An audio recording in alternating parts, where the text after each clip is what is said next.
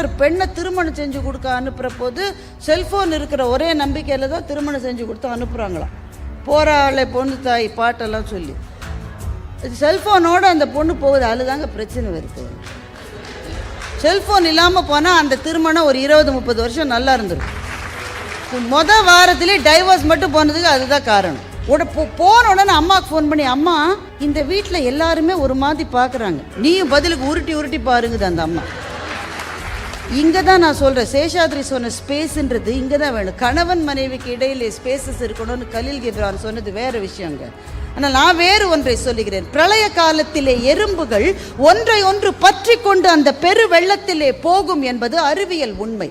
இப்போது பிரளயம் போல வாழ்க்கை போய்கொண்டிருக்கிற நேரத்தில் கணவனும் மனைவியும் ஒருவரை ஒருவர் பற்றி கொண்டு வாழ வேண்டும். Why the hell do you need spaces?